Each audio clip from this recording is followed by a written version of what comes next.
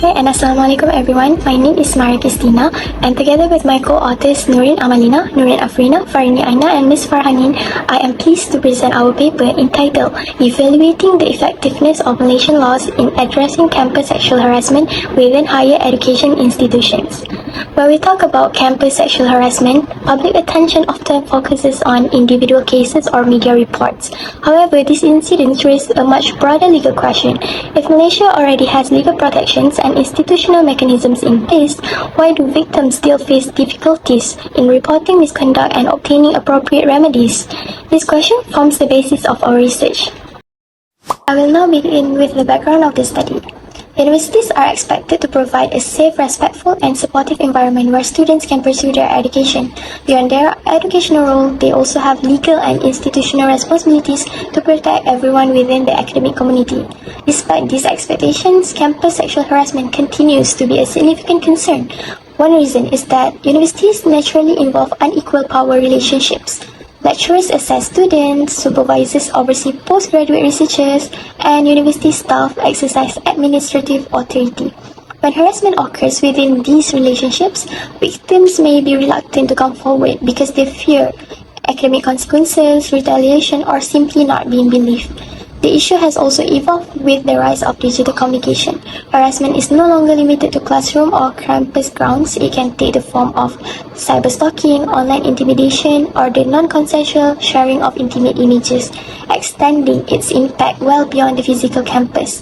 These realities show that campus sexual harassment is not simply an issue of individual misconduct. It requires an effective legal and institutional response that protects victims while ensuring accountability. In recent years, Malaysia has strengthened its legal response to sexual harassment through measures such as the Anti-Sexual Harassment Act 2022, provisions under the Penal Code, and disciplinary mechanism established by universities. However, the existence of these mechanisms has not fully resolved the problem. Previous studies continue to highlight issues such as underreporting, inconsistent institutional practices, procedural delays, and limited confidence in existing complaint mechanisms. This suggests that having laws in place is only part of the solution. Their implementation is equally important. Our review of the literature also revealed an important gap.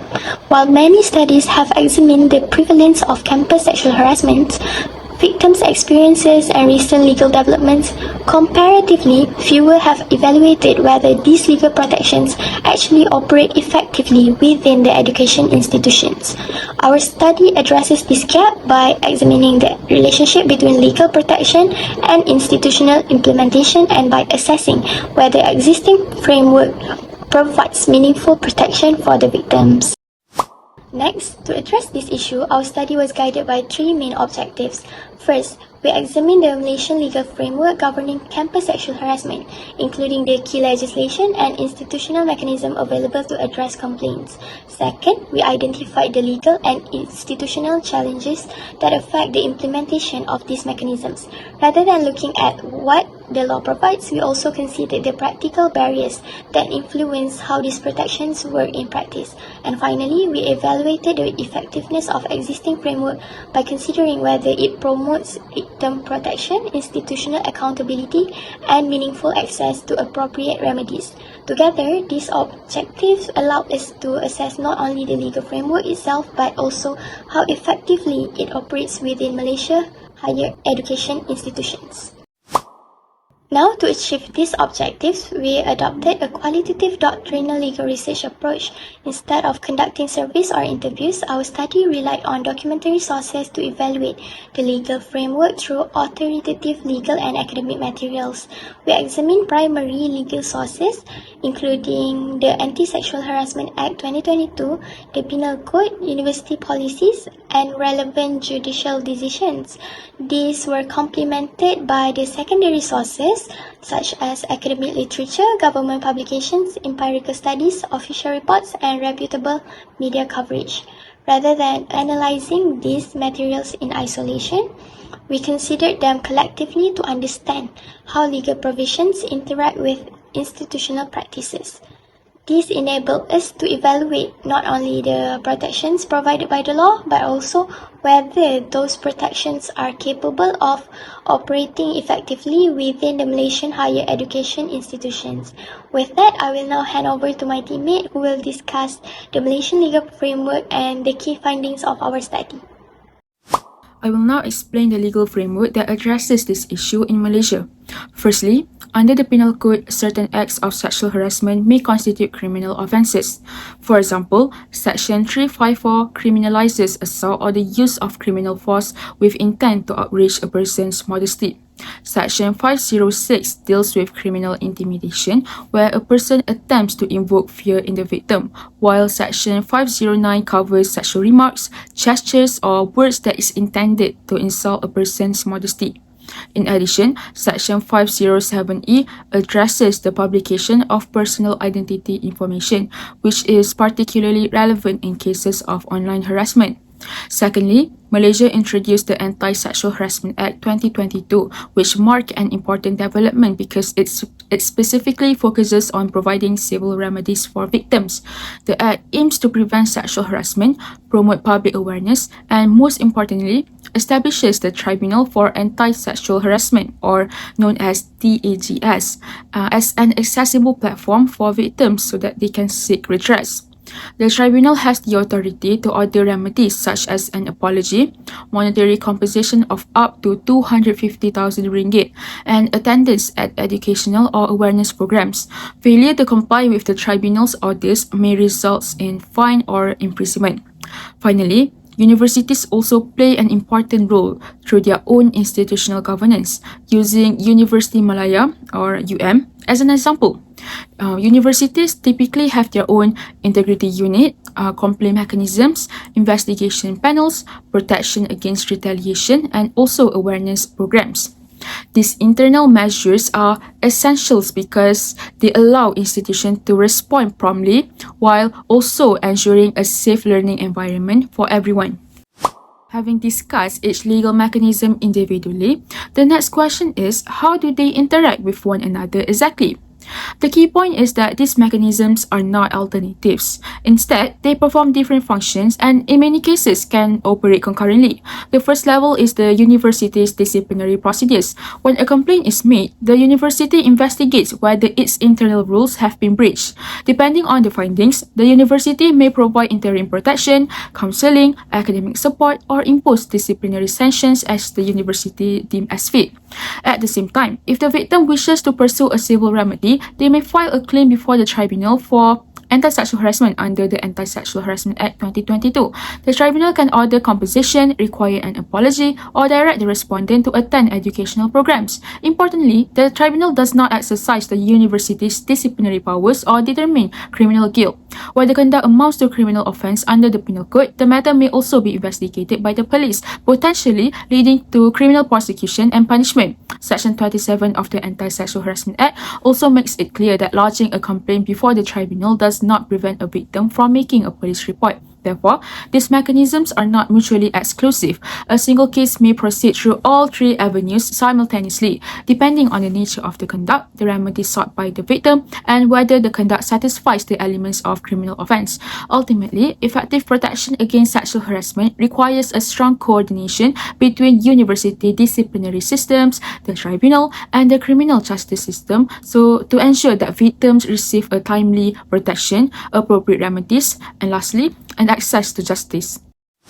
Now, I will discuss the challenges affecting the effectiveness of Malaysian laws in addressing campus sexual harassment. So, our analysis shows that the main problem is not necessarily the absence of legislation, because Malaysia already has the Anti-Sexual Harassment Act 2022, which is the relevant provisions of the Penal Code, and also university disciplinary mechanisms.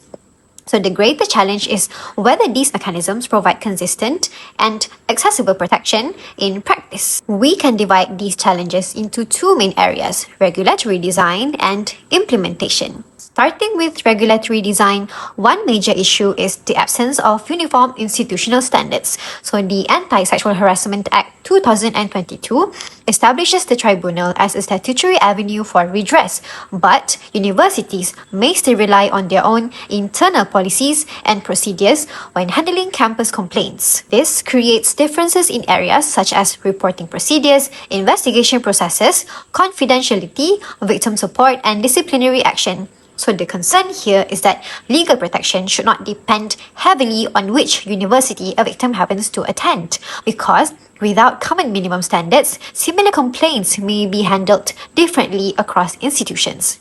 There is also a coordination gap. A single incident may involve the university, the tribunal, or the police, but these mechanisms have different functions and procedures. So without clear referral protocols, victims may be uncertain about which avenue to pursue, and institutions may be uncertain about how different proceedings should interact. The second area concerns implementation, beginning with underreporting. A survey involving Universiti Malaya students found that 22.5% of respondents reported experiencing sexual harassment, while 88.9% of those who experienced it did not report the incident. So this finding is important because it demonstrates a gap between the availability of a legal remedy and the actual use of that remedy. The reasons behind non-reporting can include fear of retaliation, stigma, concerns about confidentiality, and also power imbalances, particularly where the alleged perpetrator is someone in a position of academic authority. So therefore, increasing the number of legal avenues alone may not increase reporting if victims do not feel sufficiently secure to use them. Another challenge is the complaint process itself. Sexual harassment may occur without witnesses or direct documentary evidence, particularly in cases involving verbal, non-verbal, or online conduct. So this can make complaints more difficult to establish when the parties provide conflicting accounts. There is also the issue of different standards of proof. Criminal proceedings require proof beyond reasonable doubt, while university disciplinary proceedings may apply a lower standard, such as the balance of probabilities. These differences are legally justified because the mechanisms serve different purposes, but they can create confusion or complainants who are unfamiliar with the legal process. Delays are another concern, where the complainant and respondent continues to share classes, departments, or supervisory relationships. A prolonged investigation can affect the complainant's academic experience while the matter remains unresolved. Finally, we identified limited legal awareness as another barrier. Knowing the term sexual harassment does not necessarily mean that students understand its legal scope. One study found that although 96.6% of respondents had heard of sexual harassment, many primarily associated it with serious physical misconduct. This is significant because the Anti-Sexual Harassment Act 2022 adopts a broader approach, covering conduct that may be verbal, non-verbal, visual, gestural, or technology facilitated. If students do not recognize certain conduct as legally actionable, they may not identify the need to seek assistance or report it in the first place. Moving on to recommendation.